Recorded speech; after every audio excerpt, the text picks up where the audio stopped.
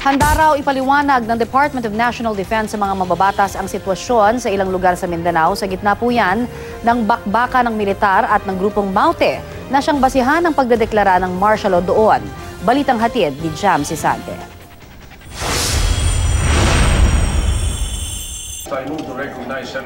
Haharap mamaya ang security officials sa mga senador para ipaliwanag ang basihan ng deklarasyon ng martial law sa Mindanao.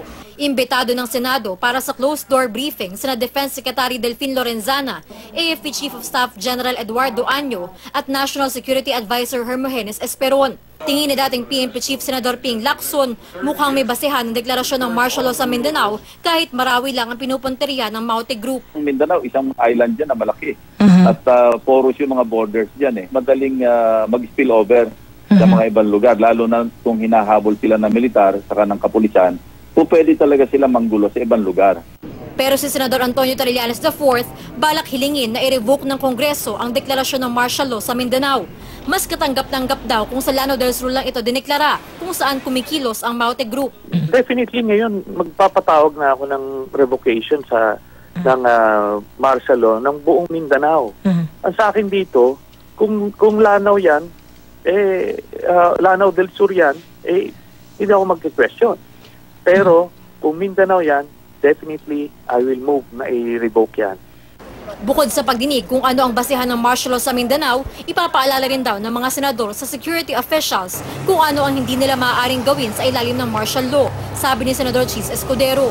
Hindi raw sinususpende ng martial law ang saligang batas, kabilang na ang Bill of Rights na nagpoprotekta sa karapatang mamahayag at magpahayag. Ang pag-takeover ng media, hindi yan saklaw ng kapangyarihang binibigay sa kanila ng martial law. Sa Miyerkules, magsasagawa ng briefing kasama ang security officials sa Kamara. Isa ito sa magiging basihan ng desisyon ng mga mamabatas kung magsasagawa sila ng joint session ukol sa martial law. Sabi ni House Majority Leader Rodolfo Fariñas, kung matagpuan sa Senado at Kamara na hindi naman kailangang ipawalang bisa ang proklamasyon ng martial law, maaaring hindi na sila mag-joint session. Pero sabi ni Albay Representative Ed Selagman, sa botohan sa joint session dapat tukuyin kung i-revoke ba nila ang martial law sa Mindanao. Dapat isa publiko ang pagtalakay ng mga mambabatas, maging ang briefing ng security officials. Meron bang factor based o wala? Natakot mo sila na pag nagdebate doon sa joint session, lalabas na walang factor basis ang declaration of martial law? Both houses are mandated by the Constitution to meet in joint session and vote jointly on the assessment of the declaration of martial law. Pag ito ay hindi sunod, this is a pattern dereliction of duty. Handa naman daw si Lorenzana na magpaliwanag sa mga mamabatas. I will brief them in the afternoon. Sabi ko sa kanila kung ano nangyayari doon.